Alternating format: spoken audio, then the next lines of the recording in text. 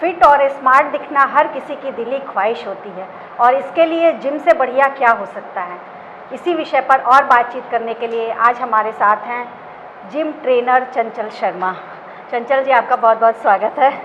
कैसी हैं? बढ़िया।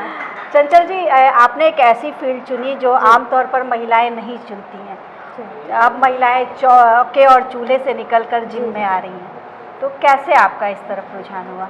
मैम, पहले तो मैं बता दूं, मैं स्पोर्ट्स में रह चुकी हूँ, नेशनल लेवल की प्लेयर रह चुकी हूँ वॉलीबॉल में। अच्छा। तो मेरा शुरू से ही था कि मैं कुछ अलग फील्ड में जाऊँ। बीटेक, एमबीए ये तो हर कोई करता है, मुझे कुछ अलग फील्ड में जाना है। तो दिल्ली गए, वहाँ पे मैंने अपना शरीर खुद फिट करने के लिए जिम ज्वाइन किया मैंने। अच्छा अच्छा। तो वहाँ जब देखा मैंने, तो जैसे जेंट्स बहुत सी, दिल्ली में ऐसा नहीं है कि दिल्ली में इतना हाई टेक सिटी होने के बाद भी वहाँ पे भी लेडीज़ कम थोड़ा नहीं ऑकवर्ड फील करती थी जिम में। हाँ, जेंट्स के साथ। तो लगा मुझे कि अगर मुझे कुछ अलग करना है तो क्यों ना जिम ज्वाइन, जिम का ही कुछ किया जाए कोर्स। तो मैंने अपनी मदर इन लॉ से बात की, तो उन्होंने कहा कोई दिक्कत नहीं है। अच्छा। फिर मैंने दिल्ली के ही करकरडूमा से, अच्छा, रिबॉक कंपनी से ट्रेनिंग ली। अच्छा, 6 महीने का कोर्स किया एरोबिक्स में। फिर उसके बाद एरोबिक्स में मैंने ज्वाइन किया। उसके बाद धीरे धीरे अपना जॉब भी करती रही और आगे की एक्सरसाइज को भी मैंने कंप्लीट किया। तो उस दौरान जब आपने 6 महीने तक जिम किया और आपने अपनी बॉडी को शेप अप किया, तो किस तरह से फिर लगने लगा कि इस करियर को परस्यू किया जा सकता है? मैम, पहले तो मैं ऐसे ही एज एक बिगनर, हाँ ऐसे ही हो, लेकिन उसमें इंटरेस्ट बढ़ता गया अपने आप ही। क्योंकि लेडीज़ 700 मेंबर के बीच में 100 लेडीज़ और 600 जेंट्स होते थे। अच्छा अच्छा। तो जब वो जेंट्स लोग मैम नमस्ते, मैम नमस्ते, तो ये चीज़ से ना बहुत प्राउड फील होता था। हाँ। तो वो इंटरेस्ट बढ़ता गया। ये हुई बात कि हमें अपनी जगह खुद बनानी पड़ती थी। आपने जो पुरुष प्रधान क्षेत्र माना जाता था वहाँ पर एंट्री की और अपने लिए जगह बनाई। तो चंचल जी, आपने ट्रेनिंग के दौरान क्या क्या सीखा? मैम, ट्रेनिंग के दौरान मैंने हर चीज़ सिखाया गया हमें कि जैसे सिर्फ जिम सीखना ही नहीं, हमें जो जिम में कई दिमाग के लोग आते हैं, हाँ, उनके साथ हमें कैसे पेश आना है, अनुशासन, संयम, हाँ, ये सारी चीज़ें भी हम लोग 8 घंटे की ड्यूटी होती थी, 8 घंटे हम लोग खड़े होते थे। जैसा कि आपने बताया कि दिल्ली के करकरडूमा से सीखा, फिर वहाँ से पूर्वांचल काफी दिल्ली में ही मैंने पहले अपने आप को प्रोफेशनल किया। वहाँ पे 8 साल तक मैंने दिल्ली में ही ढाला। तो अभी इधर आए गोरखपुर में कितना समय हुआ? 6 साल हो गया। गोरखपुर में 6 साल हो गया। इन 6 सालों में चूँकि वहाँ तो काफ़ी एडवांस है चीज़ें, और यहाँ पे आपको कैसा लगा? मैम, यहाँ पे ये है कि यहाँ पे भी बहुत पिछड़ा हुआ है वहाँ की अपेक्षा। जी, बहुत पिछड़ा हुआ है। लेडीज़ अभी भी मतलब जो पढ़ी लिखी भी आती हैं, वो भी बहुत ऑकवर्ड फील करती है कि कुछ भी मेल ट्रेनर से शेयर करने में। हाँ, जबकि ये गलत है। हर जिम में आपको लेडीज़ ट्रेनर नहीं मिलेंगे। अच्छा अच्छा। अगर आपको लेडीज़ ट्रेनर मिलती तो बहुत अच्छी बात है, नहीं मिलती तो हमको बोलना पड़ेगा। अपनी बॉडी को आप शेप जब अप तक करना आप अपनी प्रॉब्लम्स बताओगे नहीं तो वो ट्रेनर आपकी हेल्प नहीं कर पाएगा। पहले तो मुश्किल होता है कि वो घर से चौके चूल्हे से बाहर निकले और फिर जिम तक पहुँचे। हाँ जी मैम, ये बहुत आसान नहीं होता है और हर कोई कहेगा कि हम घर में कर लेंगे, पर ऐसा हो नहीं पाता है, घर पे नहीं हो पाता है। कितना हेल्पफुल है, जैसे कि आजकल ओबेसिटी, मोटापा एक कारण हो गया है, साथ साथ डायबिटीज़ और ब्लड प्रेशर, थायराइड, ये सारी चीज़ें हो रही हैं। तो अगर जिम में जाती हैं लेडीज़ तो ये बीमारियों से उनको कितना जल्दी निजात मिलेगी? मैम, बीमारी से निजात नहीं मिलता है, लेकिन ये होता है एक्सरसाइज ही होता है कि उस बीमारी को हम वहीं पे रोक देते हैं, स्टॉप कर देते हैं, वहीं पे रोक देते हैं। वो आगे भयानक रूप नहीं ले पाती है, क्योंकि हर एक बीमारी हमारे शरीर के अंदर है। हाँ, जब हम उसको over fooding, over tension, hyper tension लेते हैं तो वो बढ़ता है, बाहर निकल के आता है। अच्छा, ये बताइए चंचल जी, जैसे लेडीज़ आती हैं जिम में वर्कआउट के दौरान, ज़्यादातर लेडीज़ अभी भी साड़ी और सूट पहनती हैं,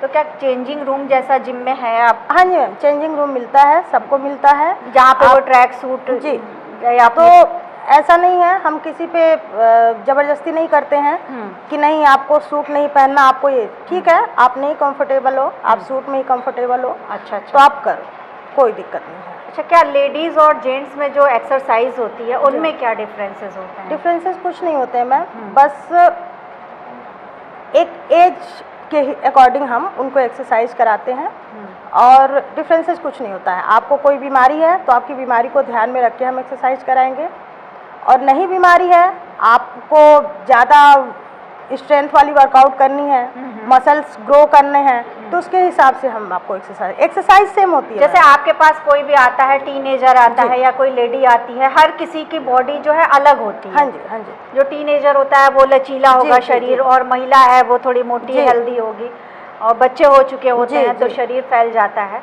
तो आप हर किसी को अलग अलग गाइड करती हैं? हाँ जी मैम, जैसे मान लीजिए मोटा आदमी है तो वो उतना जंप नहीं कर पाएगा जितना एक पतला मेंबर कर लेगा, तो उसके हिसाब से हम 1 हफ्ता 10 दिन हल्का फुल्का कराते हैं। उसके बाद बॉडी जब रूटीन में आ जाती है तो हम एक्सरसाइज बढ़ा देते हैं। जैसे जो लोग ओवर वेट हैं और आपके पास आए हैं, समझिए कि 30-32 साल एज है, तो उनको शेप अप, उनकी बॉडी को कितना टाइम लगता है? मैम सबकी बॉडी अलग अलग होती है, सबका अलग तो होता हाँ, तो किसी का 3 महीने लेता है, किसी का 6 महीने लेता है, किसी का साल भर, किसी का 3 साल।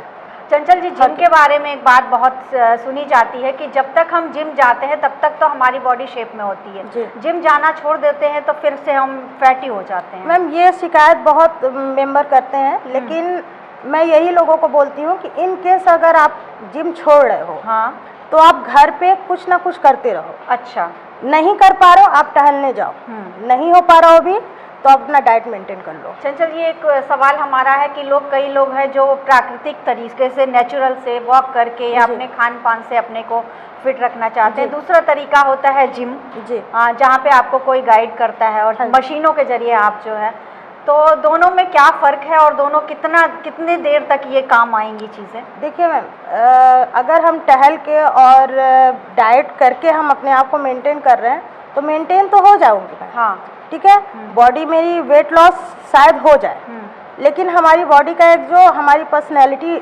निखर के आती है वो सिर्फ जिम से ही आती है। अच्छा, ये है। हाँ जी, जिम में जो आपका ओवरऑल जो है, हाँ जी, शारीरिक स्वास्थ्य, हाँ, क्योंकि जिम में ये होता है कि हम वर्कआउट के साथ साथ आपको बॉडी टोनिंग का भी वो ट्रेनिंग देते हैं जी, तो उससे आपकी बॉडी का शेप आता। और रहा सवाल टहल कर या घर पे डाइट करके, तो उससे आप सिर्फ वेट लॉस कर सकते हो या अपना वेट मेंटेन कर सकते हो। जिम में कुछ जो एक्सरसाइज पहले बहुत कॉमन थी, साइकिलिंग वगैरह, अब तो काफ़ी एडवांस मशीनें आ गई हैं। अब तो बहुत नई मशीनें आ गई हैं, मतलब एक्सरसाइज में भी बहुत सारे एक्सरसाइजेस हो गए हैं। तो पहले क्या था, स्किपिंग थी और रनिंग कर लेंगे हल्का फुल्का और एब्स की एक्सरसाइज। अब तो काफ़ी सारे एक्सरसाइज आ चुके हैं, नाम लिया जाए तो बहुत सारे नाम हैं। जैसे अभी फिल्म स्टार्स की बात करें या सेलिब्रिटीज़ की बात करें तो 0 साइज फिगर से लेकर के आजकल 6 पैक और 8 पैक ये काफ़ी प्रचलन में आ गया है। यूथ जो है इनकी तरफ आकर्षित हो रहे हैं, तो इसके बारे में आप क्या कहना चाहिए? नहीं, आज से 2 साल पहले ये बात थी कि मुझे जिम में आती थी लेडीज कहती थी कि करीना की तरह बनना है, कैटरीना के, तो मेरा बस यही कहना होता था, आप जो हो वो बनो, ये आप जो हो वो बनो, क्योंकि जरूरी नहीं है कि करीना की जो बॉडी है वो आपकी बॉडी हो, क्या पता आप करीना से भी ज़्यादा पतले हो जाओ। चलते चलते चंचल जी, ये कि जो लोग, जो हमारे यूथ जो पूर्वांचल में है और अपनी बॉडी बनाना चाहते हैं, तो उनको आप क्या सलाह देंगी? मैम बॉडी बनाना गलत नहीं है, लेकिन एक बहुत से यूथ जो है, लड़के हैं, वो क्या करते हैं कि बॉडी बनाने के चक्कर में गलत सही सप्लीमेंट्स वगैरह लेने लगते हैं, हाँ, डाइट वगैरह बहुत गलत लेने लगते हैं, इंजेक्शन लेने लगते हैं। हाँ, ठीक है, सब कुछ अच्छा चीज़ है, लेकिन हाँ, आप ट्रेनर के अंडर मिलो।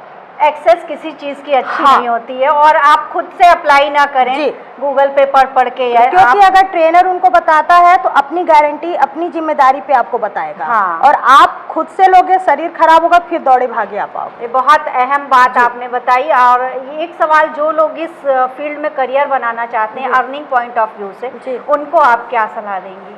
कि कितनी अर्निंग है इसमें और कितनी मेहनत है? मैम इसमें अर्निंग तो बात की बात है, इसमें दिमाग बहुत लगाना पड़ता है, दिमाग और मेहनत। बहुत।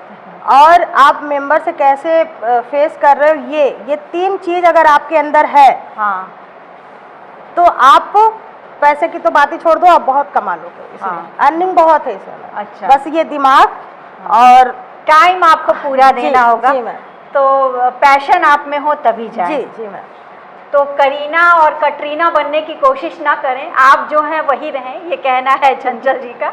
बहुत अच्छा लगा आपसे बातचीत करके, और आगे और ऐसी शख्सियत से मुलाकात करने के लिए देखते रहिए हमारा टॉक शो। धन्यवाद।